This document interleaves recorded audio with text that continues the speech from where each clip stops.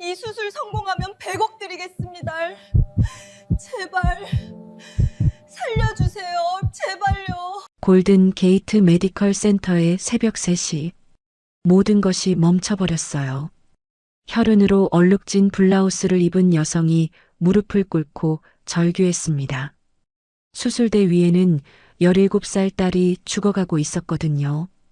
두개골 골절, 뇌내출혈, 성공 확률 5%. 아무도 손을 들지 않았어요. 100억을 준다고 하는데도 말이죠. 그때 구석에서 한 사람이 조용히 일어섰습니다. 29살 한국계 여성 의사 박서연이었어요. 제가 하겠습니다. 사실 이 모든 악몽은 3시간 전부터 시작됐습니다. 빅토리아 스털링은 딸 올리비아와 함께 캘리포니아 해안가로 드라이브를 떠났어요. 실리콘밸리에서 손꼽히는 성공한 AI 기업가였지만 일주일에 한 번 겨우 딸과 보내는 이 시간만큼은 그 무엇보다 소중했습니다. 올리비아는 어머니를 쏙 빼닮은 밝은 성격의 17살 소녀였어요. 명문 사립학교에 다니고 있었지만 무엇보다 어머니와의 시간을 가장 좋아했죠. 특히 이렇게 둘만의 드라이브는 그녀에게 일주일 중 가장 행복한 순간이었습니다. 엄마, 이 노래 진짜 좋지 않아? 요즘 완전 핫한 거야. 올리비아가 차 안에서 신나게 몸을 흔들며 최신 팝송을 틀었어요. 빅토리아는 딸의 환한 미소를 보며 자신도 모르게 입꼬리 올라갔습니다. 이런 순간들이 그녀에게는 그 어떤 사업 성공보다 값진 보물이었거든요. 빅토리아의 가슴 한편에는 늘 미안함이 자리하고 있었어요. 회사 일로 바빠서 올리비아와 보내는 시간이 턱없이 부족했으니까요. 오늘만큼은 딸에게 온전히 집중하고 싶었습니다. 저녁 8시경 그들은 유명한 해안가 레스토랑에서 늦은 저녁을 먹었어요. 올리비아는 어머니에게 학교 이야기, 친구들 이야기를 쏟아냈고 빅토리아는 그 모든 이야기를 한마디도 놓치지 않으려 애썼습니다. 평소 바쁜 일정 때문에 놓쳤던 딸의 일상들이 너무 소중했거든요. 엄마, 다음 주에 학교에서 연극 발표회 있어. 꼭 와줄 수 있어? 빅토리아의 마음이 쿵 하고 아팠어요. 그동안 얼마나 많은 순간들을 놓쳤을까 하는 생각이 들었거든요. 물론이지. 엄마가 어떻게 그걸 놓칠 수 있겠니? 올리비아의 눈이 반짝였어요. 어머니가 자신의 학교 행사에 참석하는 일은 그리 흔하지 않았거든요. 저녁을 마치고 집으로 돌아가는 길이었어요. 시간은 밤 11시를 넘어가고 있었습니다. 고속도로는 비교적 한산했고 라디오에서는 잔잔한 재즈가 흘러나오고 있었어요. 올리비아는 뒷좌석에서 창밖 야경을 바라보며 만족스러운 표정을 짓고 있었습니다. 오늘 정말 최고였어, 엄마. 빅토리아의 가슴이 따뜻해졌어요. 딸과 이렇게 깊은 대화를 나눈 게 언제인지 기억도 안 났거든요. 나도야. 우리 다음 주에도 또 이런 시간 가지자. 정말? 진짜야? 당연하지. 그것이 어머니와 딸이 나눈 마지막 평범한 대화였어요. 고속도로 2차선에서 갑자기 끼어든 대형 트럭. 트럭 운전자는 졸음운전을 하고 있었던 것 같았어요. 빅토리아가 급브레이크를 밟았지만 이미 늦었습니다. 시속 80km로 달리던 차가 트럭과 정면 충돌하는 순간 빅토리아의 세상이 돌기 시작했어요. 차가 고속도로 중앙분리대를 들이받으며 3번 굴렀습니다. 유리창이 박살나는 소리, 철판이 구겨지는 소리, 그리고 올리비아의 비명소리가 빅토리아의 귓속을 찢었어요. 차가 완전히 멈췄을 때 주변은 고요했습니다. 너무나 고요해서 오히려 무서울 정도였어요. 빅토리아가 가장 먼저 확인한 건 올리비아였어요. 운전석에서 고개를 돌려 뒤를 보는 순간 그녀의 심장이 멈췄습니다. 올리비아는 의식을 잃은 채 머리에서 피를 흘리고 있었어요. 머리뿐만 아니라 목 부분에서도 이상한 각도로 꺾여 있었습니다. 올리비아, 정신 차려. 빅토리아는 자신의 부상은 잊은 채 딸에게 달려갔어요. 하지만 올리비아는 반응이 없었습니다. 호흡만 거칠게 하고 있을 뿐이었어요. 그 순간 빅토리아는 깨달았습니다. 자신이 세상에서 가장 무력한 존재라는 걸. 다행히 목격자가 있었어요. 뒤따라오던 차의 운전자가 즉시 911에 신고했고 15분 후 구급차가 도착했습니다. 구급대원들은 신속하게 올리비아를 구급차에 옮겼어요. 빅토리아도 함께 탔지만 그녀는 자신의 상처보다 딸의 상태만 걱정하고 있었습니다. 딸의 상태가 어떤가요? 빅토리아의 목소리는 떨리고 있었어요. 지금으로선 정확히 알 수 없어요. 병원에 도착하면 정밀 검사를 해봐야겠습니다. 구급대원의 말은 차갑고 건조했어요. 하지만 빅토리아는 그들의 표정에서 불안을 읽을 수 있었습니다. 상황이 심각하다는 걸 직감했어요. 가장 가까운 병원인 골든게이트 메디컬 센터까지는 20분이 걸렸어요. 빅토리아에게는 20년처럼 느껴지는 시간이었습니다. 구급차 안에서 올리비아의 생명 징후는 계속 불안정했어요. 혈압이 떨어지고 맥박이 불규칙했습니다. 빅토리아는 딸의 차가운 손을 꼭 잡고 있었어요. 손끝이 떨렸습니다. 가슴이 쿵 떨어지는 기분이었죠. 이렇게 무력할 수가 없었어요. 병원에 도착하자마자 응급실이 발칵 뒤집혔어요. 의료진들이 올리비아를 둘러싸고 각종 검사를 시작했습니다. CT 촬영, MRI, 혈액 검사, 엑스레이까지. 빅토리아는 복도에서 초조하게 기다릴 수밖에 없었어요. 하얀 복도 의자에 앉아 있는 빅토리아의 손은 계속 떨리고 있었습니다. 평소 수백억 규모의 사업 결정을 내릴 때도 이렇게 떨린 적은 없었어요. 딸의 생명 앞에서는 그 모든 성공이 아무것도 아니었습니다. 1시간이 지나고 나서야 담당 의사가 나타났어요. 리차드 헤이든 박사, 이 병원의 신경외과 과장이었습니다. 그의 표정을 본 순간 빅토리아의 온몸이 얼어붙었어요. 헤이든 박사의 얼굴에는 무거운 그림자가 드리워져 있었거든요. 30년 넘게 의사 생활을 해온 그였지만 이런 표정을 지을 때는 늘 안 좋은 소식이 따라왔습니다. 스털링 부인, 따로 얘기 좀 하시죠. 그들은 조용한 상담실로 이동했어요. 헤이든 박사는 엑스레이 필름과 CT 스캔 결과를 책상 위에 펼쳐놓았습니다. 빅토리아의 눈에는 검은 반점들과 흰 선들만 보일 뿐이었어요. 따님의 상태가 매우 심각합니다. 빅토리아의 다리에 힘이 빠졌어요.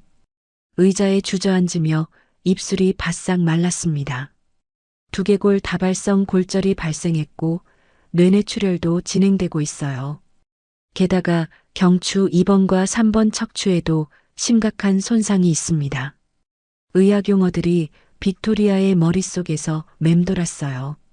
하지만 정확한 의미는 알 수 없었습니다.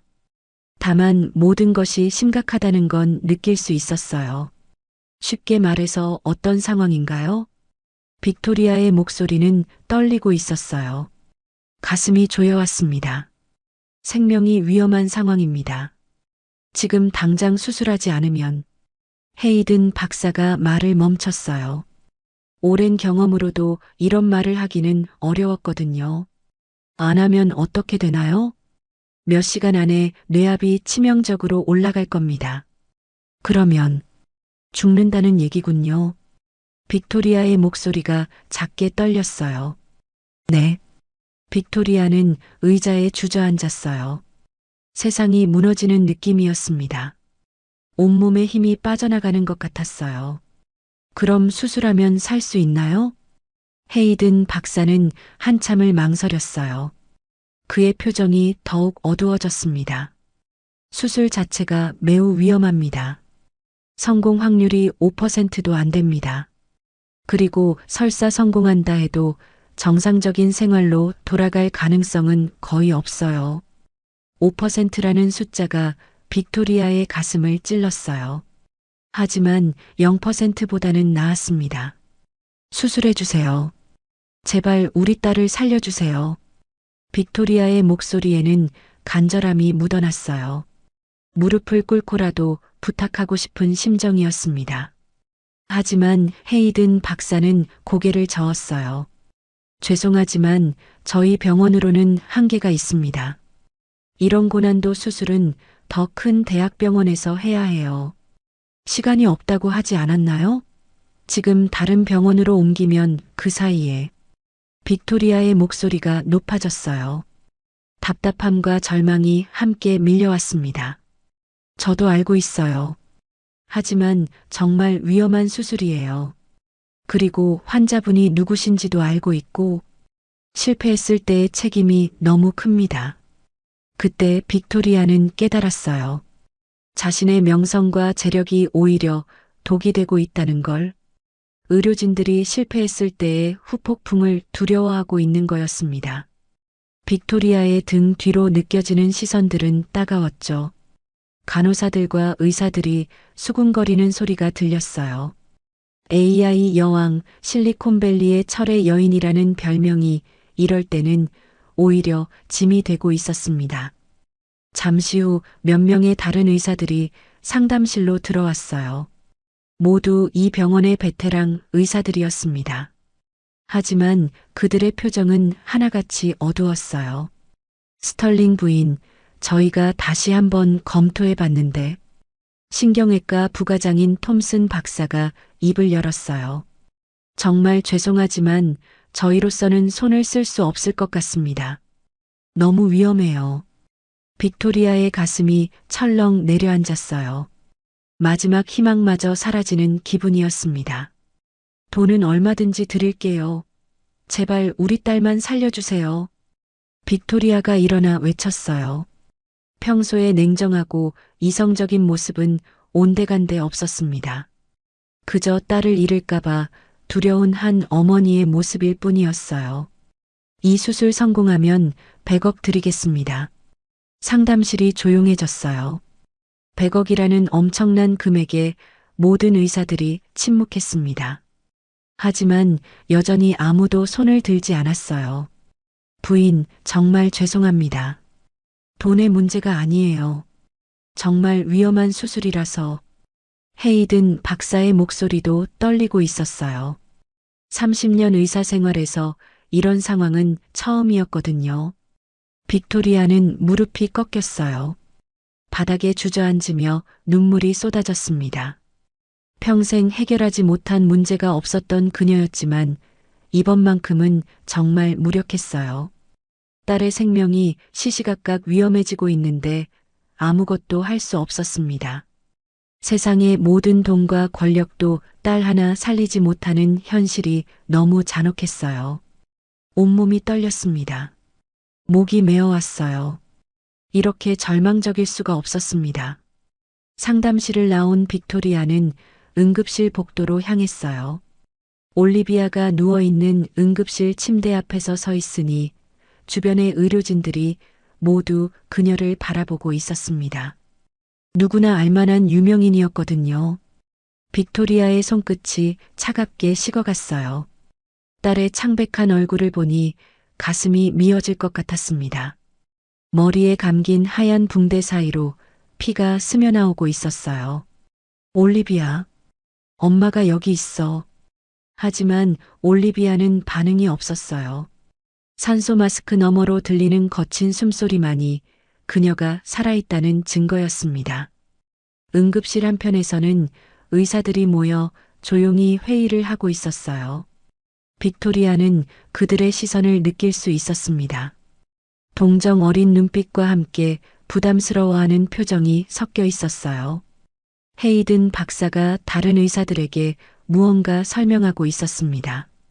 엑스레이 필름을 들고 고개를 저으며 말하는 모습이 보였어요. 다른 의사들도 하나같이 어려운 표정이었습니다. 빅토리아는 그들의 입모양을 읽으려 애썼어요.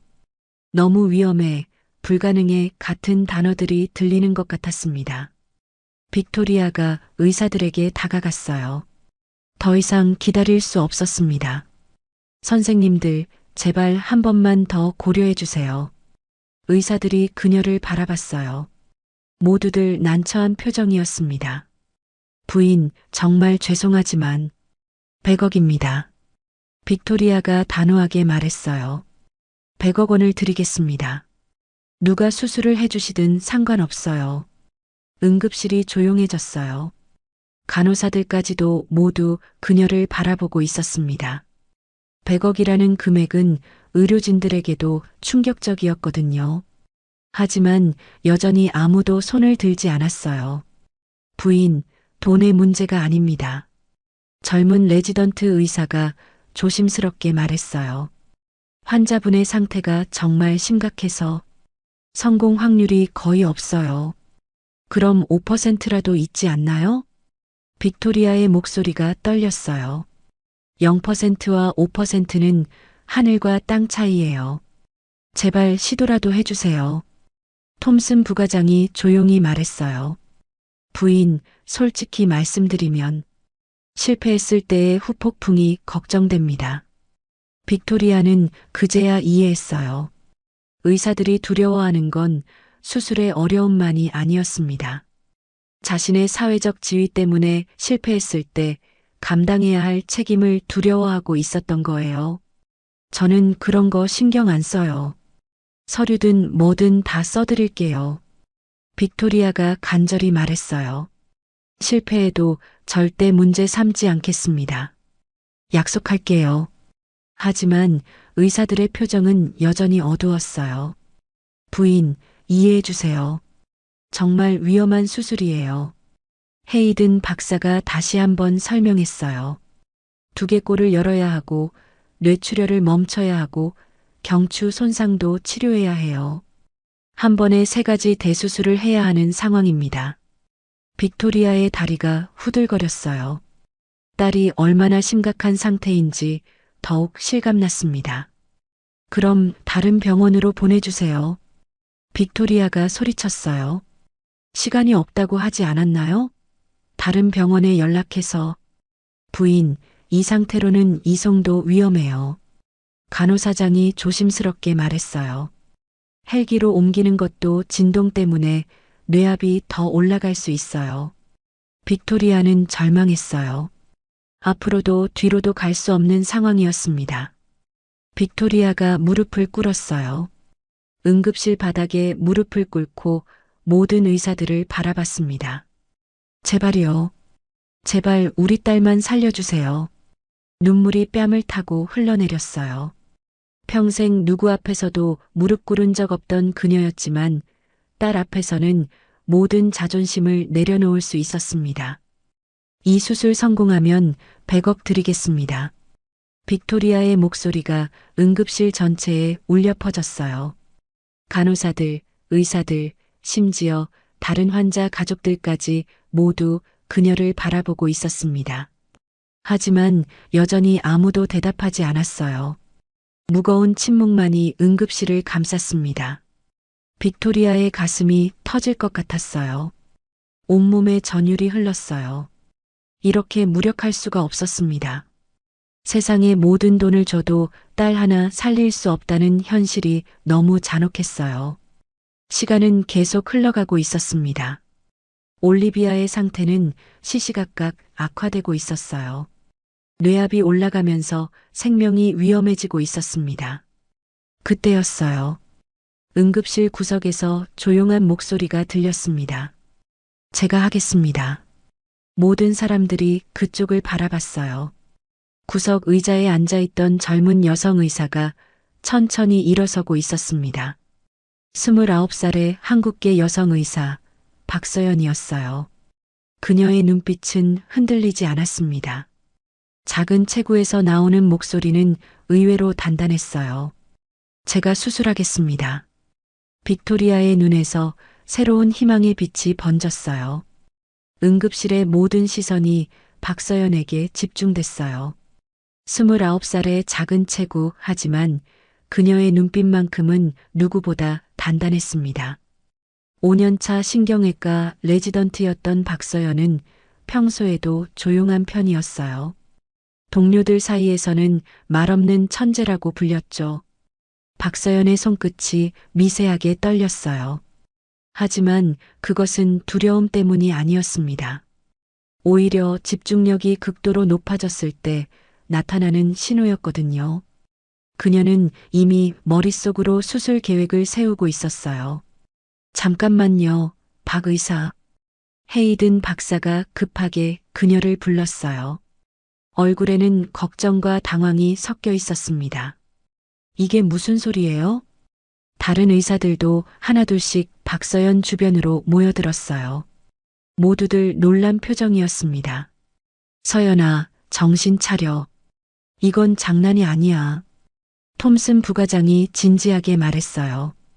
5% 확률이라는 게 무슨 뜻인지 알고 있어?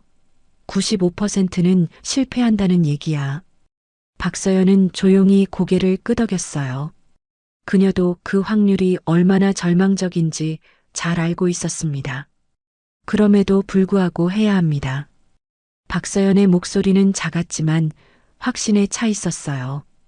5%라도 희망이 있다면 그 희망을 포기할 수는 없어요.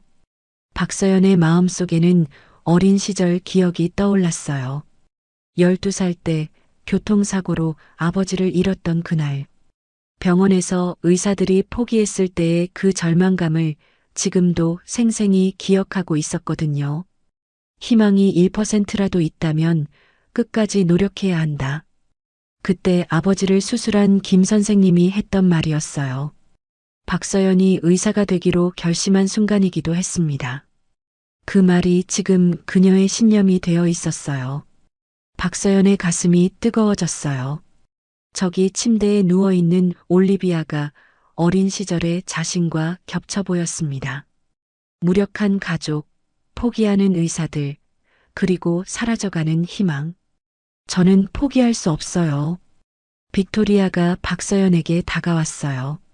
눈물로 범벅이 된 얼굴로 그녀의 손을 꼭 잡았습니다. 선생님, 정말 우리 딸을 살릴 수 있나요?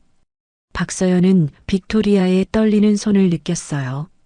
어머니의 간절함이 그대로 전해졌습니다.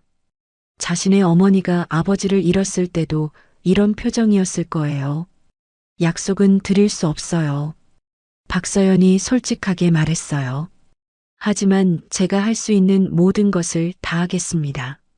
마지막까지 포기하지 않을게요. 빅토리아의 눈에서 새로운 눈물이 흘렀어요. 하지만 이번에는 절망의 눈물이 아니었습니다. 희망의 눈물이었어요. 하지만 다른 의사들은 달랐어요. 안 돼, 절대 안 돼. 헤이든 박사가 강하게 반대했어요. 박 의사, 당신이 실패하면 이 병원이 어떻게 될지 생각해 봤어? 언론에서 뭐라고 할 것 같아? 젊은 인턴 의사도 끼어들었어요. 서연 선배, 너무 위험해요. 이런 큰 수술은 경험이 많은 교수님들이 해야지. 박서연의 어깨가 무거워졌어요. 동료들의 시선이 따갑게 느껴졌습니다.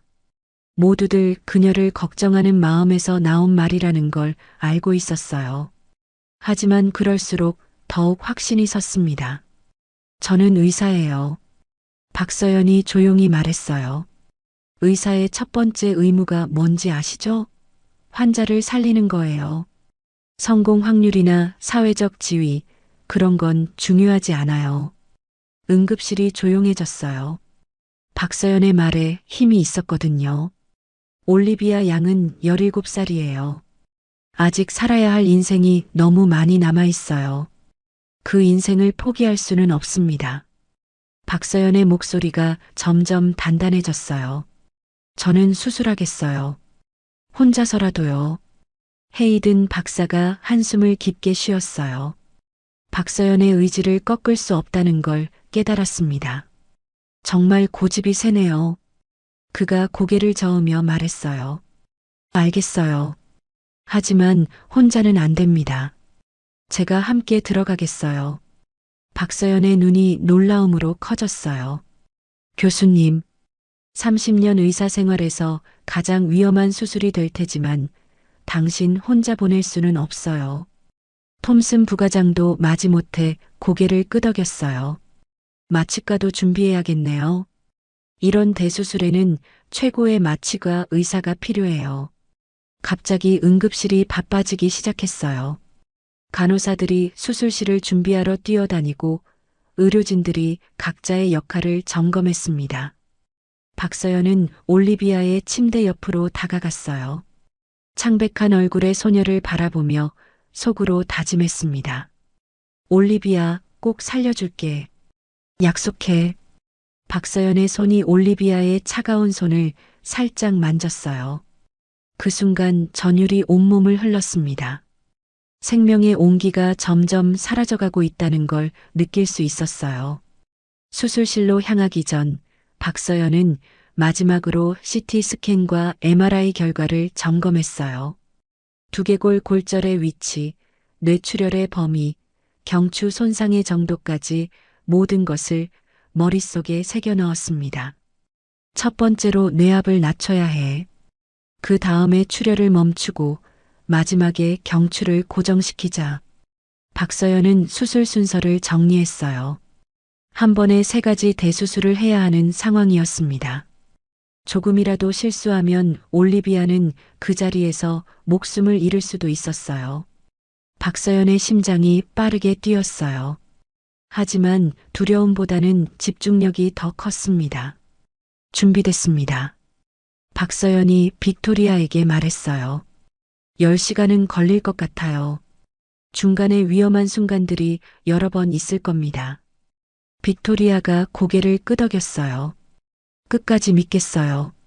선생님을 믿을게요. 박서연이 수술실로 향하는 동안 온 병원이 긴장감에 휩싸였어요. 이런 대형 수술은 이 병원에서도 극히 드문 일이었거든요. 게다가 5년차 레지던트가 주도하는 수술이라니. 박서연의 등 뒤로 수많은 시선들이 느껴졌어요. 걱정, 응원, 불안, 기대. 모든 감정들이 섞여 있었습니다. 수술실 문 앞에서 박서연은 깊게 숨을 들이쉬었어요. 손을 깨끗이 씻고 수술복을 입는 동안 마음을 차분하게 가라앉혔습니다. 할 수 있어. 꼭 성공시킬 거야. 박서연의 눈빛이 더욱 단단해졌어요. 이제 정말 시작이었습니다. 수술실 문이 열리는 순간 차가운 공기가 박서연의 얼굴을 스쳤어요.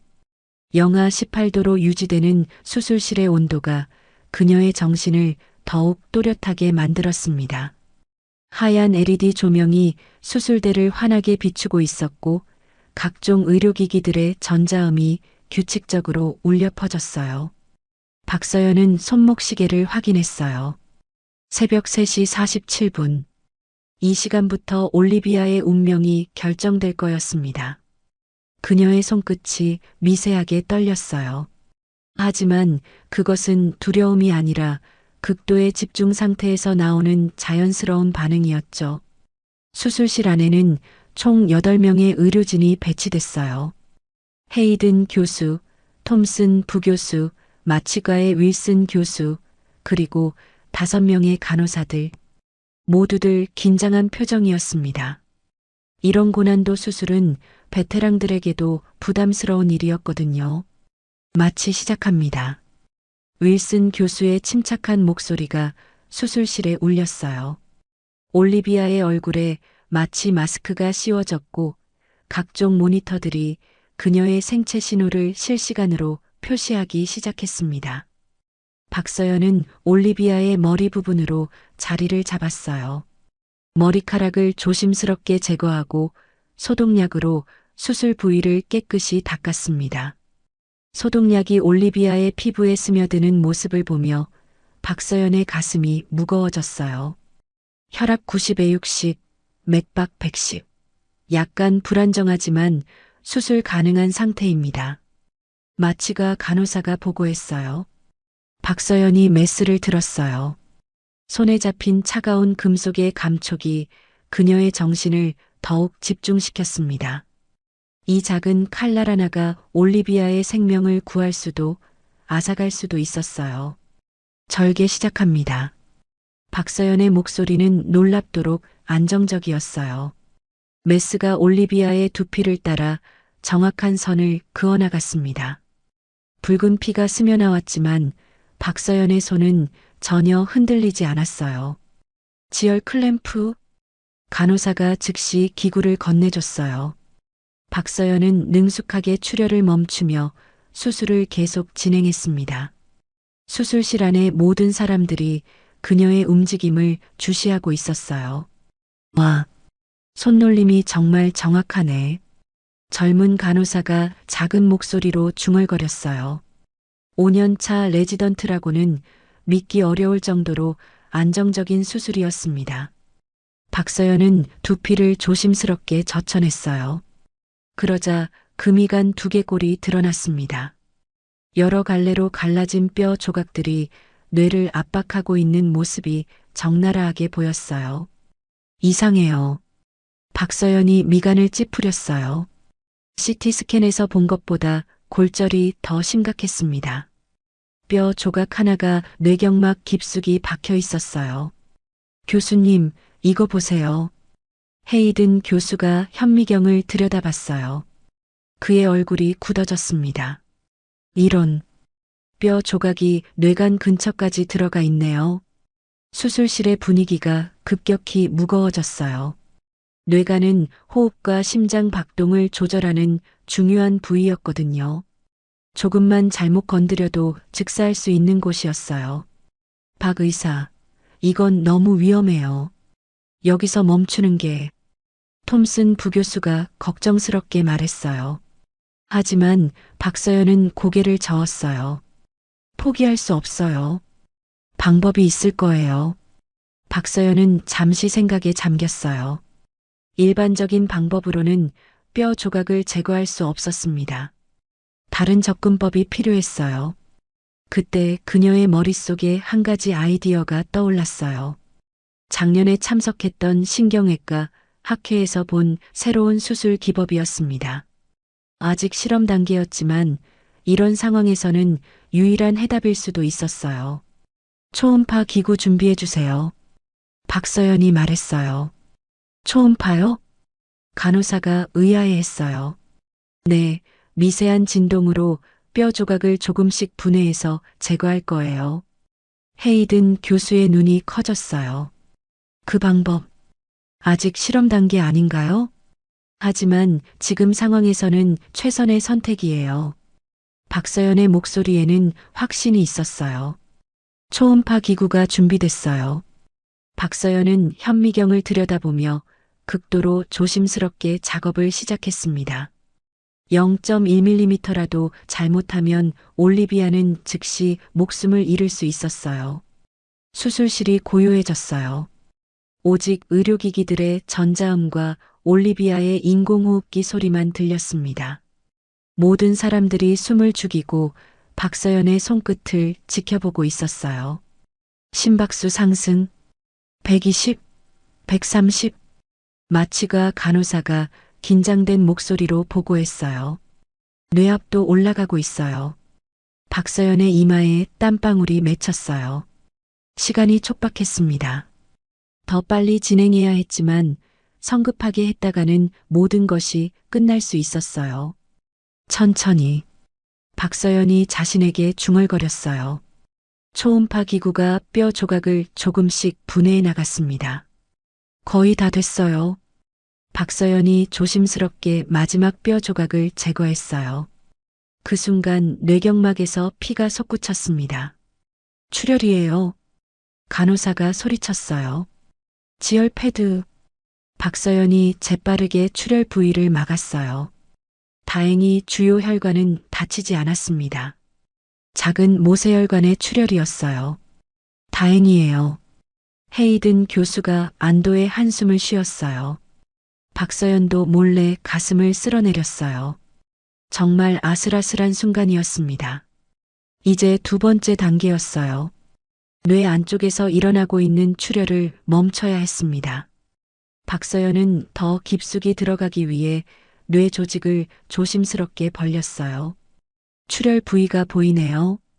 오른쪽 측두 옆 깊숙한 곳에서 피가 계속 흘러나오고 있었어요. 작은 동맥이 터진 것 같았습니다.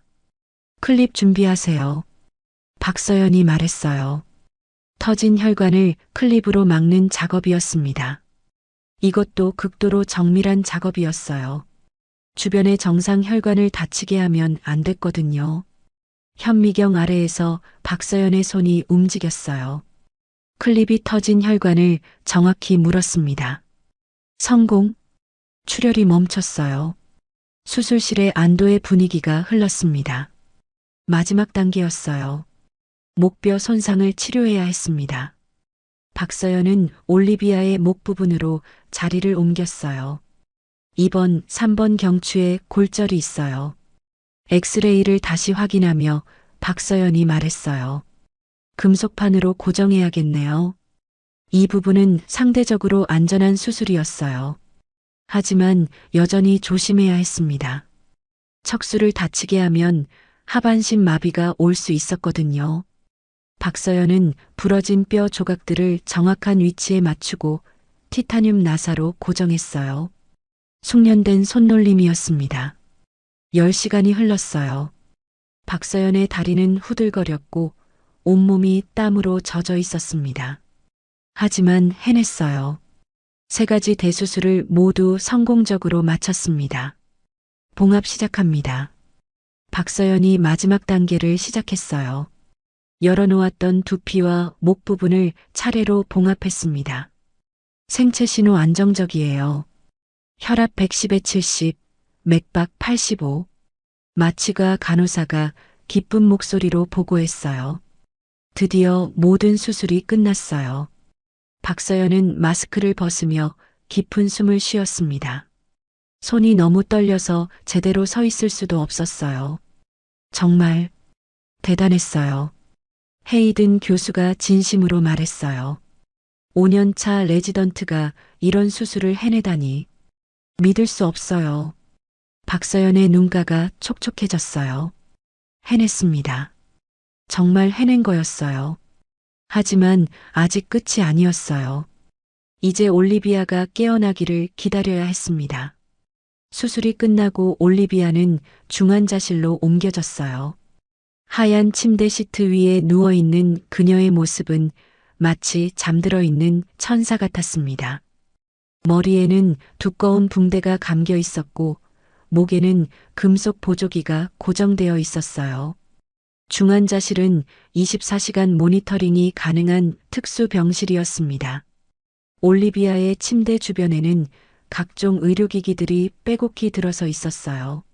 심전도 모니터, 뇌압 측정기, 인공호흡기, 링거 스탠드까지 기계음들이 규칙적으로 울려 퍼지며 그녀의 생명을 지켜주고 있었습니다.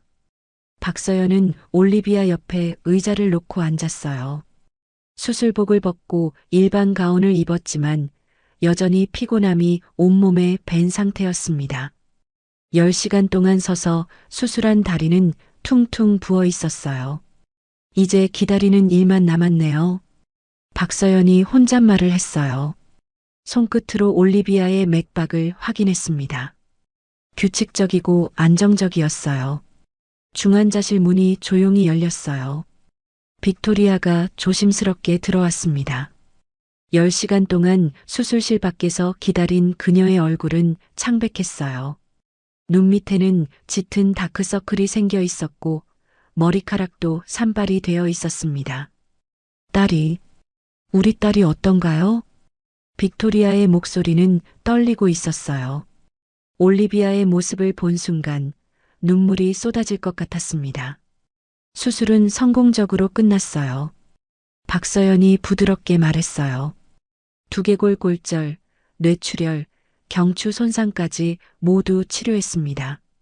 이제 올리비아가 깨어나기를 기다리는 거예요. 빅토리아가 딸의 손을 조심스럽게 잡았어요. 차가운 손이지만 맥박이 뛰고 있다는 게 느껴졌습니다. 언제쯤 깨어날까요? 보통은 24시간에서 48시간 사이예요. 하지만 뇌 수술의 경우에는 조금 더 걸릴 수도 있어요. 수술 후 이틀째 되는 날이었어요. 박서연은 올리비아의 상태를 점검하고 있었습니다. 정기적으로 동공 반응을 확인하고 반사신경을 체크하는 것이 일상이 되어 있었어요. 올리비아, 내 목소리 들리니? 박서연이 부드럽게 말을 걸었어요. 물론 대답은 없었지만 그래도 계속 이야기를 걸어주는 것이 좋다고 배웠거든요. 그때였어요. 올리비아의 오른쪽 눈꺼풀이 살짝 떨렸습니다. 박서연이 놀라서 가까이 다가갔어요. 다시 한번 눈꺼풀이 미세하게 움직였습니다. 빅토리아 부인, 빨리 오세요. 박서연이 복도에 있던 빅토리아를 불렀어요. 빅토리아가 급하게 뛰어왔습니다. 무슨 일이에요? 올리비아가 반응을 보이고 있어요. 빅토리아의 눈이 커졌어요. 딸의 얼굴을 자세히 들여다봤습니다. 올리비아 엄마야. 엄마 목소리 들리니? 빅토리아가 간절하게 말했어요.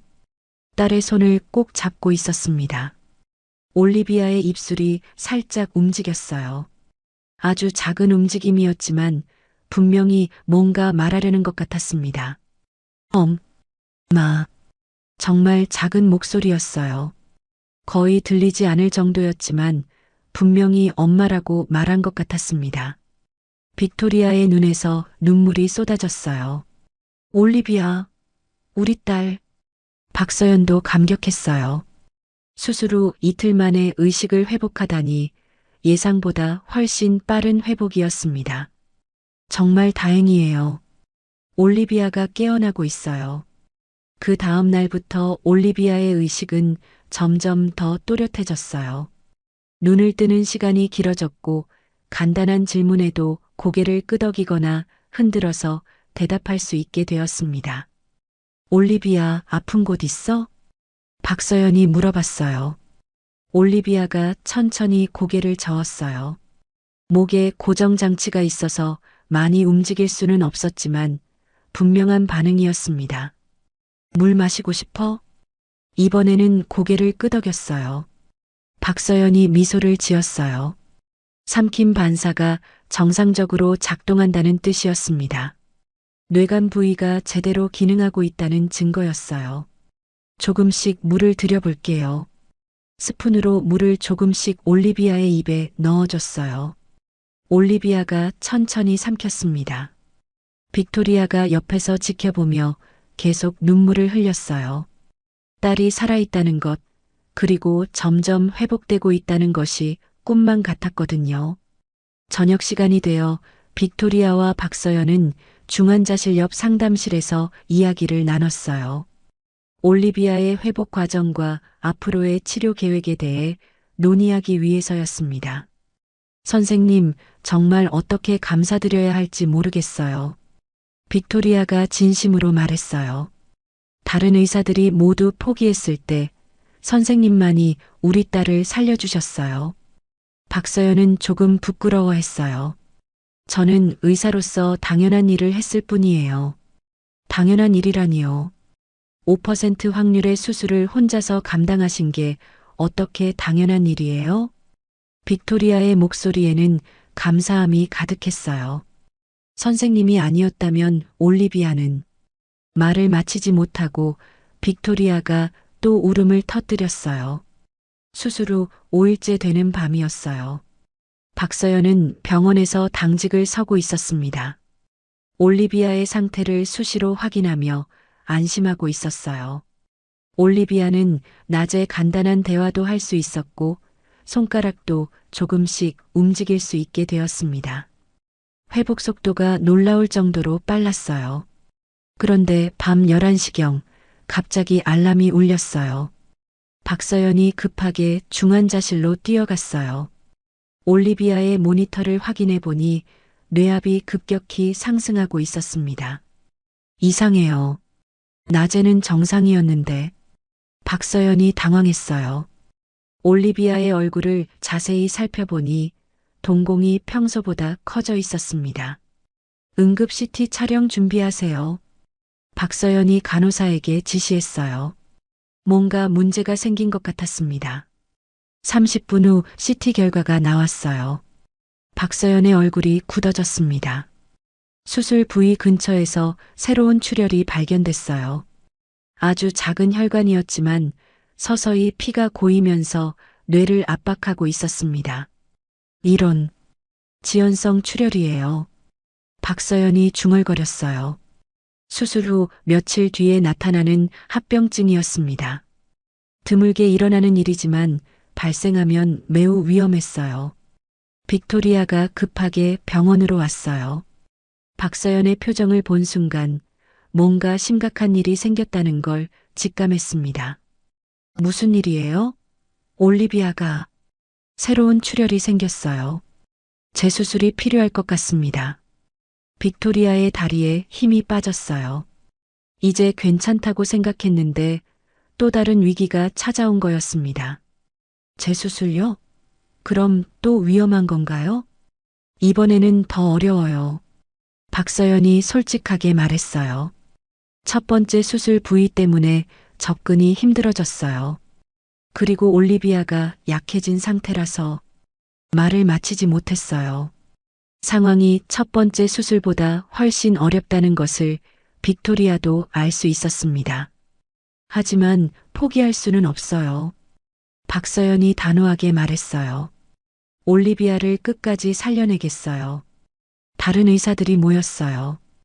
헤이든 교수, 톰슨 부교수, 그리고 몇 명의 베테랑 의사들이 올리비아의 상태를 점검했습니다. 상황이 심각하네요. 헤이든 교수가 CT 스캔을 보며 말했어요. 출혈량이 계속 늘어나고 있어요. 지금 수술하지 않으면 모든 의사들이 걱정스러운 표정이었어요. 이번에는 더욱 위험한 수술이 될 거였습니다. 박 의사, 이번에도 당신이 집도하겠어요? 톰슨 부교수가 물어봤어요. 박서연은 잠시 망설였어요. 이번에는 정말 자신이 없었습니다.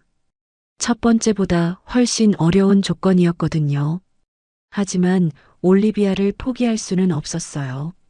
네, 제가 하겠습니다. 박서연의 목소리는 첫 번째만큼 확신에 차 있지는 않았어요. 하지만 책임감만큼은 더욱 무거웠습니다. 빅토리아가 박서연의 손을 꼭 잡았어요. 선생님을 믿어요. 올리비아를 다시 한번 구해주세요. 박서연의 어깨가 더욱 무거워졌어요. 이번에는 정말 마지막 기회일지도 몰랐습니다. 새벽 4시 골든 게이트 메디컬 센터는 고요했어요. 하지만 6층 신경외과에는 긴장감이 감돌고 있었습니다. 박서연은 수술실 앞 복도를 천천히 걸었어요. 머릿속으로는 수술 계획을 수없이 반복하고 있었습니다. 첫 번째 수술과는 상황이 완전히 달랐어요. 이미 한 번 열었던 두개골을 다시 열어야 했고 흉터 조직들 때문에 시야 확보도 어려울 거였습니다. 게다가 올리비아의 체력도 예전만 못했어요. 박서연의 손이 미세하게 떨렸어요. 이번에는 정말 확신이 서지 않았습니다. 첫 번째 수술의 행운이 두 번째에도 이어질까요? 의학적으로 봤을 때 성공 확률은 더욱 낮아졌어요. 서연아, 괜찮아? 헤이든 교수가 다가왔어요. 그의 얼굴에도 걱정이 가득했습니다. 솔직히 자신이 없어요. 박서연이 처음으로 약한 모습을 보였어요. 수술 전 마지막 회의가 열렸어요. 이번에는 병원장까지 참석했습니다. 올리비아의 케이스가 병원 전체의 관심사가 되어 있었거든요. 박 의사, 정말 재수술을 하시겠어요? 병원장인 로버트슨 박사가 심각한 표정으로 물어봤어요. 이미 한 번 기적 같은 수술을 성공시켰잖아요. 이번에는 위험이 너무 커요. 다른 의사들도 하나둘씩 반대 의견을 냈어요. 박 의사, 이미 충분히 최선을 다했어요. 더 이상은 환자가 깨어났으니 만족해야 하는 거 아닌가요? 실패하면 이번에는 정말 되돌릴 수 없어요. 박서연의 가슴이 답답해졌어요. 동료들의 말이 틀린 건 아니었습니다. 이미 한 번 기적을 만들어낸 거였으니까요. 하지만 올리비아는 여전히 위험한 상태였어요. 뇌압이 계속 올라가면 결국 목숨을 잃을 수도 있었습니다. 박서연은 혼자만의 시간을 가졌어요. 병원 옥상에 올라가서 도시의 불빛들을 바라봤습니다. 새벽 바람이 차갑게 느껴졌어요. 정말 해야 할까? 박서연의 마음속에 의구심이 들었어요. 모든 사람들이 반대하는데 혼자만의 판단으로 밀고 나가는 게 맞을까요? 첫 번째 수술 때는 확신이 있었어요. 하지만 이번에는 달랐습니다. 너무 많은 변수들이 있었고 실패할 확률이 더 높았어요. 그때 핸드폰이 울렸어요. 빅토리아에게서 온 문자였습니다. 선생님, 올리비아가 깨어나서 선생님을 찾고 있어요. 고맙다고 전해달라는군요. 박서연의 눈가가 촉촉해졌어요. 그 순간 모든 의구심이 사라졌습니다. 박서연이 다시 회의실로 돌아왔어요. 의사들이 모두 그녀를 바라봤습니다. 결정하셨어요? 헤이든 교수가 물어봤어요. 네, 수술하겠습니다. 박서연의 목소리는 다시 단단해졌어요. 올리비아는 17살이에요. 아직 살아야 할 인생이 너무 많이 남아 있어요. 병원장이 깊은 한숨을 쉬었어요. 박 의사, 이번에 실패하면 모든 책임은 제가 지겠습니다. 박서연이 단호하게 말했어요. 성공하든 실패하든 저 혼자서 감당할게요. 회의실이 조용해졌어요. 박서연의 각오를 보고 더 이상 말릴 수 없었습니다. 수술실 상황 브리핑이 시작됐어요. 이번 수술의 어려운 점들을 하나씩 점검했습니다. 첫 번째 수술 부위에 흉터 조직이 생겼어요. 박서연이 CT 스캔을 가리키며 설명했어요.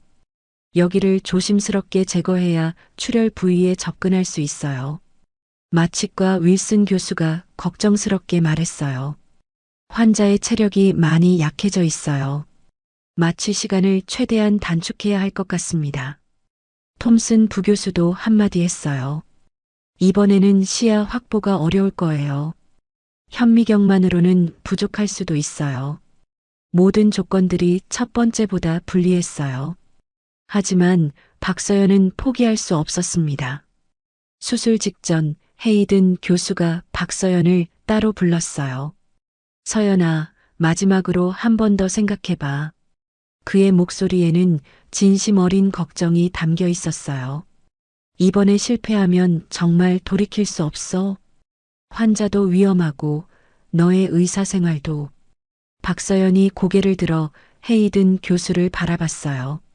교수님, 저는 의사예요. 그녀의 눈빛이 첫 번째 수술 때처럼 다시 단단해졌어요. 의사라면 끝까지 포기하면 안 되잖아요. 헤이든 교수가 작은 미소를 지었어요. 알겠어. 이번에도 함께 하자. 다른 의사들도 하나씩 참여를 결정했어요.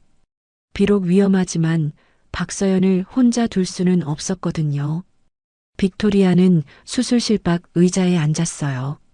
첫 번째 수술 때와 똑같은 자리였습니다. 하지만 이번에는 더욱 불안했어요. 시간이 천천히 흘러갔어요. 1시간, 2시간, 3시간. 수술실에서는 아무 소식이 없었습니다. 복도를 지나가는 간호사들이 빅토리아를 신경 쓰는 듯 보였어요. 하지만 아무도 확실한 정보를 줄 수는 없었습니다. 빅토리아는 계속 기도했어요. 종교를 믿지 않던 그녀였지만 이럴 때는 신에게라도 매달리고 싶었습니다. 제발, 제발 우리 딸을 구해주세요. 병원 전체가 이 수술에 집중하고 있었어요. 첫 번째 수술의 성공으로 박서연은 유명해졌지만 이번에는 더 큰 부담이 되었습니다. 언론에서도 관심을 보이기 시작했어요. 기적의 여의사라는 별명까지 붙었지만 박서연에게는 오히려 압박이었어요. 수술실 안에서는 박서연이 흉터 조직을 조심스럽게 제거하고 있었습니다. 첫 번째보다 훨씬 어려운 작업이었어요. 시야가 잘 안 보여요. 간호사가 걱정스럽게 말했어요. 조금 더 조심스럽게 진행해야겠어요. 박서연의 이마에 땀방울이 맺혔어요. 이번에는 정말 한계에 도전하는 수술이었습니다. 헤이든 교수도 긴장한 표정으로 박서연을 지켜봤어요. 언제든 도와줄 준비를 하고 있었지만 이런 섬세한 작업은 박서연이 직접 해야 했어요. 조금만 더. 박서연이 자신에게 중얼거렸어요. 올리비아의 생명이 그녀의 손끝에 달려 있었습니다. 수술 시작 3시간째 박서연은 흉터 조직을 조심스럽게 제거하고 있었어요. 첫 번째 수술로 생긴 유착 부위들이 예상보다 훨씬 복잡했습니다. 마치 거미줄처럼 얽혀있는 조직들을 하나씩 분리해야 했어요. 교수님, 이상해요. 박서연이 현미경을 들여다보며 말했어요. 출혈 부위가 CT에서 본 것과 다른 위치에 있어요. 헤이든 교수가 함께 현미경을 확인했어요. 그의 표정이 굳어졌습니다. 이건 예상하지 못한 곳이네요. 출혈 부위가 더 깊숙한 곳에 있었어요. 뇌의 중요한 혈관들이 밀집된 위험한 지역이었습니다. 조금만 실수해도 대량 출혈이 일어날 수 있는 곳이었어요. 박서연의 손이 멈췄어요. 이건 정말 예상하지 못한 상황이었습니다. 더 자세히 살펴보니 문제가 더 복잡했어요. 단순한 지연성 출혈이 아니었습니다. 이게 뭐지? 박서연이 작은 혈관 덩어리를 발견했어요. 마치 작은 포도송이처럼 생긴 혈관 기형이었습니다. 혈관 기형이에요. 톰슨 부교수가 놀라며 말했어요. 동정맥 기형인 것 같은데 이건 선천적인 거예요. 박서연의 가슴이 철렁 내려앉았어요. 동정맥 기형은 선천적으로 혈관이 비정상적으로 얽혀 있는 질환이었습니다. 교통사고와는 상관없이 원래부터 있던 거였어요. 그럼 이게 출혈의 원인이었군요. 아마 첫 번째 수술의 충격으로 기형 혈관이 터진 것 같아요. 헤이든 교수가 설명했어요. 이제 상황이 완전히 달라졌어요. 단순히 출혈을 멈추는 것이 아니라 복잡한 혈관 기형을 제거해야 했습니다. 박서연은 잠시 생각에 잠겼어요. 이런 복잡한 혈관 기형은 일반적인 방법으로는 제거하기 어려웠습니다. 자칫하면 주변의 정상 혈관까지 손상시킬 수 있었어요. 그때 박서연의 머릿속에 한 가지 아이디어가 떠올랐어요. 작년에 독일 의학 저널에서 본 새로운 수술 기법이었습니다. 레이저를 이용해서 혈관 기형을 조금씩 차단하는 방법이었어요. 레이저 장비 있나요? 박서연이 물어봤어요. 레이저요? 뇌 수술에서 레이저를 쓰신다고요? 간호사가 의아해했어요. 네, 미세 레이저로 혈관을 하나씩 차단할 거예요. 헤이든 교수의 눈이 커졌어요. 그 방법, 아직 실험 단계 아닌가요? 하지만 지금 상황에서는 최선의 선택이에요. 박서연의 목소리에는 확신이 있었어요. 위험하지만 다른 방법은 없었습니다. 30분 후 레이저 장비가 준비됐어요. 박서연은 극도로 조심스럽게 레이저를 혈관 기형에 조준했습니다. 수술실이 고요해졌어요. 모든 사람들이 숨을 죽이고 박서연의 손끝을 지켜봤습니다. 레이저 빛이 아주 작은 점으로 집중되어 혈관을 태우기 시작했어요. 첫 번째 혈관 차단 완료. 박서연이 조용히 말했어요. 하나씩 하나씩 기형 혈관들을 차단해 나갔습니다. 심박수 상승 130, 140. 마취가 간호사가 긴장된 목소리로 보고했어요. 뇌압도 올라가고 있어요. 시간이 촉박했어요.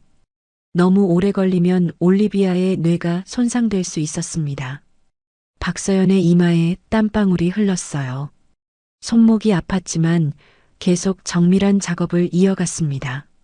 레이저로 혈관을 차단하던 중 갑자기 예상치 못한 곳에서 출혈이 터졌어요. 출혈이에요. 간호사가 소리쳤어요. 박서연이 재빨리 지혈 패드로 출혈을 막았어요. 하지만 피가 계속 솟구쳤습니다. 주 혈관이 손상된 것 같아요. 톰슨 부교수가 당황하며 말했어요. 박서연의 심장이 빨리 뛰었어요. 이건 정말 위험한 상황이었습니다. 뇌의 주요 혈관이 터지면 올리비아는 몇 분 안에 목숨을 잃을 수도 있었어요. 클립, 빨리 클립. 박서연이 급하게 소리쳤어요. 하지만 출혈량이 너무 많아서 출혈 부위가 잘 보이지 않았습니다. 박서연은 깊게 숨을 들이쉬었어요. 이런 상황에서는 침착함이 가장 중요했습니다. 당황하면 모든 것이 끝날 수 있었어요. 흡입기로 피를 제거해 주세요. 간호사가 흡입기로 고인 피를 빨아냈어요. 그러자 출혈 부위가 조금씩 보이기 시작했습니다. 박서연이 현미경을 더 가까이 당겼어요. 눈을 크게 뜨고 출혈 부위를 집중해서 봤습니다. 저기서 나오고 있어요. 아주 작은 혈관이었어요. 레이저 시술 중에 실수로 건드린 것 같았습니다. 박서연이 극도로 조심스럽게 클립을 혈관에 대었어요. 손끝이 미세하게 떨렸지만 정확하게 혈관을 물었습니다. 성공! 출혈이 멈췄어요. 수술실의 안도의 분위기가 흘렀습니다. 와, 정말 대단해요. 젊은 레지던트가 감탄하며 말했어요. 이런 상황에서 그렇게 침착할 수가 있다니. 헤이든 교수도 놀란 표정이었어요. 박 의사, 당신의 수술 실력은 정말 아직 끝나지 않았어요. 박서연이 다시 집중했어요. 혈관 기형 제거가 아직 완전히 끝나지 않았습니다. 나머지 기형 혈관들을 하나씩 처리해 나갔어요. 이번에는 더욱 조심스럽게 천천히 진행했습니다. 레이저가 정확하게 혈관을 차단할 때마다 박서연의 가슴이 뛰었어요. 마치 폭탄을 해체하는 것 같은 기분이었습니다. 3시간 더 지난 후 드디어 모든 혈관 기형이 제거됐어요. 박서연이 마지막으로 현미경을 통해 수술 부위를 점검했습니다. 완벽해요. 더 이상 출혈이 없었어요. 모든 혈관들이 정상적으로 혈액을 흘려보내고 있었습니다. 정말 믿을 수 없어요. 톰슨 부교수가 중얼거렸어요. 이런 복잡한 혈관 기형을 레이저로 제거하다니. 교과서에 나올 만한 수술이에요. 헤이든 교수도 감격했어요. 30년 의사 생활에서 이런 수술은 처음 봅니다. 박서연은 조용히 미소를 지었어요. 해냈습니다. 정말 해낸 거였어요. 수술이 끝나자 올리비아의 생체 신호가 빠르게 안정됐어요. 혈압 정상, 맥박 안정적이에요. 마취과 간호사가 기쁜 목소리로 보고했어요. 뇌압도 정상 범위로 돌아왔습니다. 모든 수치들이 정상이었어요. 박서연이 만들어낸 기적이었습니다. 봉합 시작합니다. 박서연이 마지막 단계를 시작했어요. 열어놓았던 두개골을 다시 닫고 두피를 봉합했습니다. 이번에는 첫 번째보다 더 조심스럽게 봉합했어요. 다시는 열지 않아도 되도록 완벽하게 마무리했습니다. 총 8시간에 걸친 두 번째 수술이 끝났어요. 박서연은 마스크를 벗으며 깊은 숨을 쉬었습니다. 온몸이 땀으로 젖어 있었어요. 다리는 후들거렸고 손목은 아팠습니다. 하지만 마음은 뿌듯했어요. 정말 대단한 수술이었어요. 모든 의료진들이 박서연을 바라봤어요. 존경과 감탄이 섞인 눈빛이었습니다. 박 의사님은 정말 천재예요. 이런 수술은 세계적으로도 몇 안 될 거예요. 박서연은 겸손하게 고개를 숙였어요. 혼자서 한 게 아니에요. 모든 분들이 도와주셨으니까요. 수술실을 나가면서 박서연은 올리비아를 바라봤어요. 평화로운 얼굴로 잠들어 있는 모습이 천사 같았습니다. 이번에는 정말 끝이야. 더 이상 위험하지 않을 거야. 박서연의 마음이 따뜻해졌어요. 드디어 올리비아를 완전히 구해낸 거였습니다. 수술실 밖에서는 빅토리아가 기다리고 있었어요. 박서연의 얼굴을 본 순간 모든 것을 알 수 있었습니다. 성공했어요. 박서연이 미소를 지으며 말했어요. 빅토리아의 눈에서 기쁨의 눈물이 쏟아졌어요. 수술 후 일주일째 올리비아는 놀라운 속도로 회복되고 있었어요. 중환자실에서 일반 병실로 옮겨질 정도였습니다. 머리에 감겨있던 붕대도 대부분 제거되었고 목의 고정 장치도 가벼운 것으로 바뀌었어요. 엄마, 오늘 기분이 정말 좋아. 올리비아가 밝게 웃으며 말했어요. 목소리에 힘이 돌아왔습니다. 창백했던 얼굴에도 혈색이 다시 돌아왔어요. 빅토리아는 딸의 모습을 보며 매일 감동했어요. 몇 주 전만 해도 죽음의 문턱에 있던 아이가 이렇게 밝게 웃고 있다니 정말 기적이었습니다. 선생님이 오신다고 했지? 네, 박서연 선생님이 회진 오실 시간이에요. 올리비아의 눈이 반짝였어요. 박서연을 만나는 게 매일의 즐거움이 되어 있었습니다. 물리치료실에서 올리비아는 재활 운동을 하고 있었어요. 아직 목에 가벼운 보조기를 하고 있었지만 걸음걸이는 거의 정상으로 돌아왔습니다. 올리비아, 오늘은 계단 오르기를 연습해 볼까요? 물리치료사 선생님이 격려하며 말했어요. 네, 할 수 있어요. 올리비아가 의욕적으로 대답했어요. 계단을 한 걸음씩 오를 때마다 성취감이 느껴졌습니다. 빅토리아는 옆에서 지켜보며 가슴이 뭉클했어요. 며칠 전까지도 침대에서 일어나기 힘들어했던 딸이 이제 계단을 오르고 있었거든요. 엄마 봤어? 나 혼자서 다 올라왔어. 올리비아가 자랑스럽게 말했어요. 정말 대단해, 우리 딸. 빅토리아의 눈가가 촉촉해졌어요. 저녁 시간 병실에서 빅토리아와 올리비아는 조용한 시간을 보내고 있었어요. 창밖으로 석양이 지고 있었습니다. 엄마, 정말 많이 무서웠죠? 올리비아가 조심스럽게 물어봤어요. 빅토리아는 잠시 멈춰서 생각했어요. 그 절망적이었던 순간들이 떠올랐습니다.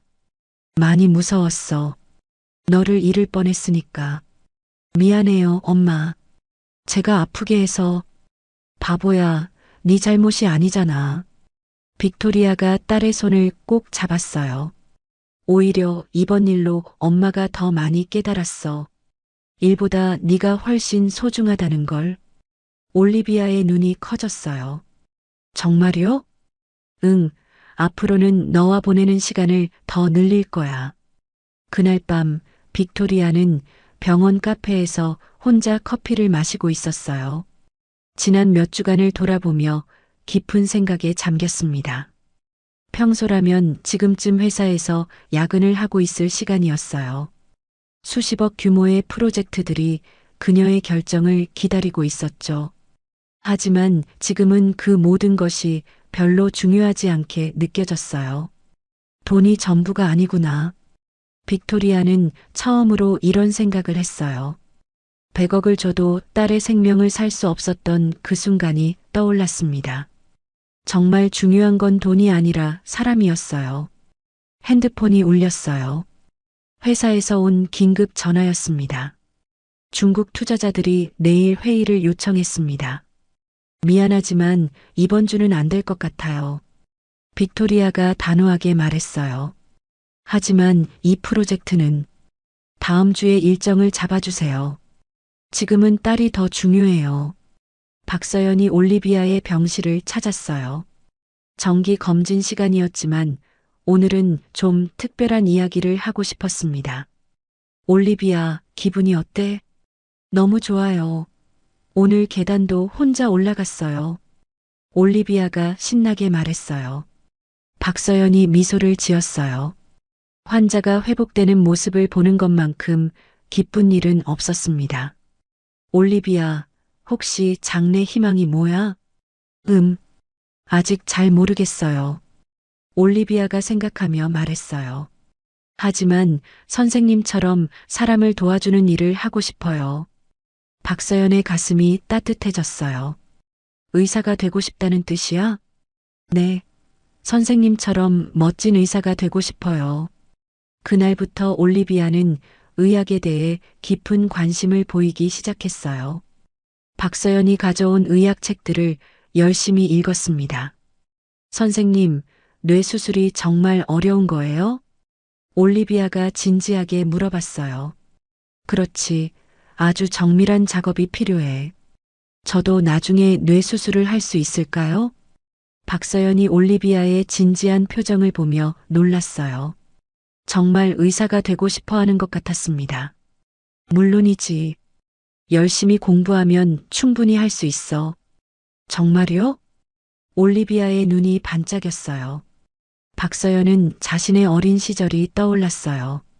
아버지를 수술한 의사 선생님처럼 되고 싶어 했던 그때처럼 올리비아도 같은 꿈을 갖게 된 거였습니다. 퇴원을 앞둔 날, 빅토리아는 올리비아와 함께 병원 정원을 산책했어요. 가을바람이 시원하게 불어왔습니다. 엄마, 이번에 정말 많은 걸 느꼈어요.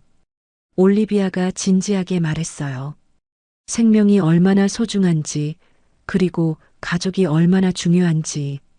빅토리아가 딸을 바라봤어요. 사고 전에 올리비아보다 훨씬 성숙해진 것 같았습니다. 나도 마찬가지야. 엄마도 많이 변했어. 어떻게요? 일만 생각하며 살았는데 이제는 네가 가장 중요해. 빅토리아가 솔직하게 말했어요. 앞으로는 너와 더 많은 시간을 보낼 거야. 약속해. 올리비아가 어머니의 팔짱을 꼈어요. 저도 더 좋은 딸이 될게요. 빅토리아는 회사 일정을 대폭 줄이기로 결심했어요. 중요한 회의들은 화상으로 참여하고 출장도 최소한으로 줄였습니다. 사장님, 정말 괜찮으신가요? 비서가 걱정스럽게 물어봤어요. 네, 가족이 더 중요하다는 걸 깨달았어요. 빅토리아가 웃으며 대답했어요. 회사는 저 없이도 잘 돌아갈 거예요. 하지만 딸에게는 제가 꼭 필요하거든요. 비서도 이해한다는 듯 고개를 끄덕였어요. 훌륭한 결정이신 것 같아요. 빅토리아는 달력을 보며 올리비아와 보낼 시간들을 계획했어요. 매주 금요일은 딸과의 데이트 날로 정하기로 했습니다. 드디어 퇴원하는 날이 되었어요. 올리비아는 신이 나서 짐을 쌌습니다. 한 달 넘게 머물렀던 병실을 정리하고 있었어요. 정말 이제 집에 갈 수 있는 거예요? 그럼 의사 선생님이 완전히 회복됐다고 하셨잖아. 빅토리아가 미소를 지으며 말했어요. 박서연도 마지막 검진을 위해 왔어요. 올리비아, 이제 정말 건강해졌어. 앞으로 주의할 점만 설명해 줄게. 네, 선생님. 격한 운동은 당분간 피하고 정기적으로 검진 받아야 해. 올리비아가 진지하게 고개를 끄덕였어요. 그리고 의사가 되고 싶다면 지금부터 열심히 공부해야 해. 네, 꼭 선생님 같은 의사가 될게요. 병원 로비에서 올리비아는 박서연과 마지막 인사를 나눴어요. 선생님 정말 고마워요. 선생님 덕분에 새로운 인생을 살 수 있게 됐어요. 박서연의 눈가가 촉촉해졌어요. 올리비아, 앞으로 행복하게 살아. 그리고 꿈을 꼭 이루길 바라. 빅토리아도 박서연에게 깊이 인사했어요. 선생님, 평생 잊지 못할 거예요. 정말 감사합니다. 저도 올리비아를 만나서 많이 배웠어요. 앞으로도 계속 연락해요. 차에 타면서 올리비아는 병원을 뒤돌아봤어요. 생과 사의 갈림길에서 새 생명을 얻은 곳이었습니다. 엄마, 이제 정말 새로운 시작이네요. 그렇지, 우리 모두에게 새로운 시작이야. 빅토리아가 딸의 손을 꼭 잡았어요. 앞으로는 정말 다른 삶을 살아갈 거였습니다. 돈이나 성공보다 소중한 것들을 지키며 말이에요. 차가 병원을 떠나면서 올리비아는 마음속으로 다짐했어요. 꼭 의사가 되어서 박서연 선생님처럼 사람들을 구해야지. 새로운 꿈과 함께 새로운 인생이 시작되는 순간이었어요. 캘리포니아의 가을 햇살이 따스하게 내리쬐는 어느 토요일 오후였어요.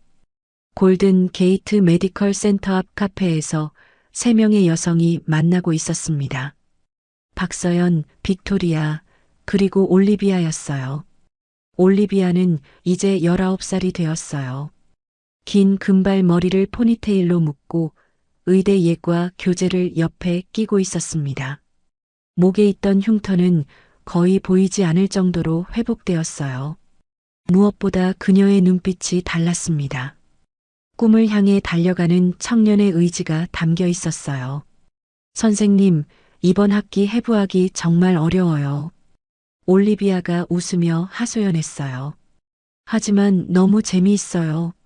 특히 뇌 구조 부분은 정말 신기해요. 박서연이 미소를 지었어요. 2년 전 죽음의 문턱에 있던 소녀가 이제 미래의 의사가 되어가고 있었습니다.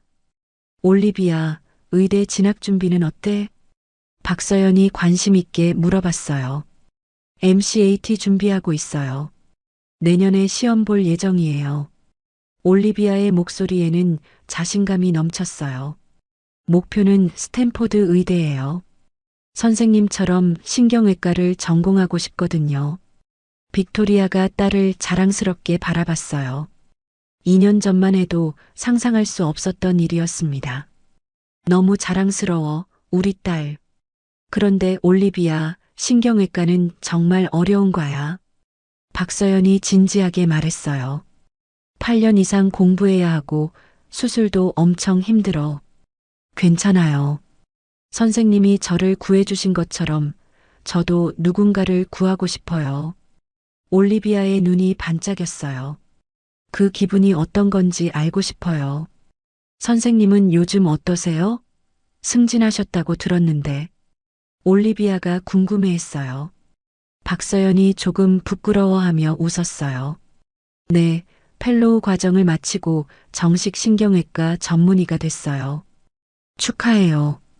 올리비아와 빅토리아가 함께 박수를 쳤어요. 그리고 사실 곧 새로운 도전을 시작할 예정이에요. 박서연이 조심스럽게 말했어요. 어떤 도전이요? 의료진이 부족한 아프리카 지역에 자원봉사를 가기로 했어요. 두 사람의 눈이 커졌어요. 6개월 동안 케냐에 가서 현지 아이들을 치료할 거예요. 선생님, 정말 대단해요. 올리비아가 감탄하며 말했어요. 저도 의사가 되면 그런 일을 하고 싶어요. 그럼 나중에 함께 가자. 박서연이 웃으며 제안했어요. 정말요? 약속해 주세요. 세 사람이 함께 웃었어요. 2년 전 그 절망적인 밤에서 시작된 인연이 이제는 평생의 우정이 되어 있었습니다. 정말 신기해요. 빅토리아가 중얼거렸어요. 그때 그 사고가 없었다면 우리는 만나지 못했을 텐데. 맞아요. 가장 절망적인 순간이 가장 소중한 만남을 가져다 줬네요. 박서연도 동감했어요. 인생은 정말 알 수 없는 것 같아요. 엄마, 저 요즘 매일매일이 감사해요. 올리비아가 진솔하게 말했어요. 한 번 죽을 뻔했으니까 지금 살아있다는 것 자체가 기적 같아요. 빅토리아의 눈가가 촉촉해졌어요. 그래, 매일매일이 선물이지. 그래서 더 열심히 살고 싶어요. 제게 주어진 이 새로운 기회를 헛되이 쓰고 싶지 않거든요. 올리비아의 말에 박서연이 깊이 감동했어요. 올리비아, 넌 정말 훌륭한 의사가 될 거야. 그리고 훌륭한 사람이 될 거야. 빅토리아가 딸을 자랑스럽게 바라봤어요. 저도 완전히 달라졌어요. 빅토리아가 고백했어요. 예전에는 성공과 돈만 생각했는데 이제는 정말 의미 있는 일을 하고 있어요. 재단 일이 회사 일보다 더 보람차죠? 박서연이 물어봤어요. 비교할 수 없을 정도로요. 아픈 아이들이 치료받고 웃는 모습을 볼 때 그보다 더 큰 기쁨은 없어요. 빅토리아의 얼굴이 환해졌어요. 올리비아를 거의 잃을 뻔했던 그 경험이 저를 완전히 바꿔놓았어요. 그리고 선생님을 만난 것도요. 올리비아가 박서연을 바라보며 말했어요. 선생님이 없었다면 이 모든 게 불가능했을 거예요. 저도 많이 배웠어요. 박서연이 겸손하게 말했어요. 올리비아를 치료하면서 의사로서 정말 중요한 게 무엇인지 깨달았거든요. 뭐예요? 포기하지 않는 것이요. 아무리 어려워도 확률이 낮아도 환자를 끝까지 믿어주는 거예요. 박서연의 목소리에는 확신이 있었어요. 그 후로 더 많은 어려운 수술들을 성공시킬 수 있었어요. 정말요? 네, 올리비아 덕분에 더 나은 의사가 됐어요. 박서연이 진심으로 말했어요. 그리고 이번 아프리카 자원봉사도 그때의 경험이 있었기에 결심할 수 있었어요. 빅토리아 부인, 그때 100억을 제안하셨는데 박서연이 조심스럽게 말을 꺼냈어요. 아, 그거요. 빅토리아가 웃었어요. 사실 그 돈으로 재단을 만들었어요. 선생님에게 드리려고 했던 그 돈으로요. 정말요? 네, 선생님이 거절하셔서 다른 방법을 생각하다가 재단을 만들게 됐어요. 박서연이 놀랐어요. 그럼 결국 그 돈이 더 많은 사람들을 구하고 있는 거네요. 맞아요. 혼자서 독차지하는 것보다 훨씬 의미 있죠. 빅토리아가 만족스럽게 말했어요. 이게 진짜 보상인 것 같아요. 해가 저물어가는 카페에서 세 사람은 마지막 대화를 나누고 있었어요. 정말 감사해요. 두 분 다. 올리비아가 진심으로 말했어요. 엄마는 저를 위해 모든 걸 바꿔주셨고, 선생님은 저에게 새 생명을 주셨어요. 우리도 마찬가지야. 빅토리아가 대답했어요. 올리비아가 우리에게 진짜 중요한 게 뭔지 가르쳐 줬어. 박서연도 고개를 끄덕였어요. 저도 올리비아 덕분에 더 좋은 의사가 됐어요. 세 사람이 함께 일어섰어요. 이제 각자의 길을 가야 할 시간이었습니다. 6개월 후에 다시 만나요. 박서연이 말했어요. 그때는 올리비아가 의대에 합격했다는 좋은 소식을 들을 수 있을 거예요. 네, 꼭 좋은 소식 가져올게요. 올리비아가 자신 있게 대답했어요. 카페를 나서며 빅토리아는 하늘을 바라봤어요. 2년 전 그 절망적인 밤을 생각하니 감회가 새로웠습니다. 정말 기적이야. 혼잣말을 했어요. 100억으로도 살 수 없었던 것들을 얻었네. 박서연은 병원으로 돌아가면서 생각했어요. 아프리카에서 만날 아이들, 그리고 앞으로 구하게 될 생명들을 말이에요. 올리비아는 집으로 가는 차 안에서 의학교제를 펼쳤어요. 앞으로 가야 할 길이 멀지만 목표는 분명했습니다.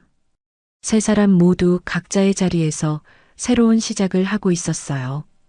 그 절망적인 밤에서 시작된 기적은 계속해서 더 많은 기적들을 만들어가고 있었습니다. 100억이라는 돈으로는 살 수 없었던 것들, 희망, 용기, 사랑, 그리고 새로운 꿈들. 그것이야말로 진정한 보상이었어요. 그리고 이 이야기는 끝이 아니었습니다. 새로운 시작이었어요. 올리비아가 의사가 되어 또 다른 기적을 만들어갈 시작, 빅토리아가 더 많은 사람들을 도와갈 시작, 박서연이 세계 곳곳에서 생명을 구해갈 시작이었습니다. 100억의 기적은 이렇게 계속해서 이어져 갈 거였어요. 오늘 이야기 어떠셨나요? 이야기가 재밌으셨다면 구독과 좋아요 부탁드려요. 그리고 지금 이 순간 어디서 무엇을 하며 들어주고 계신지 댓글로 나눠주세요. 여러분의 이야기도 궁금하거든요. 여러분 가정에 따뜻한 행복이 가득하시길 바라며 오늘도 시청해주셔서 감사합니다.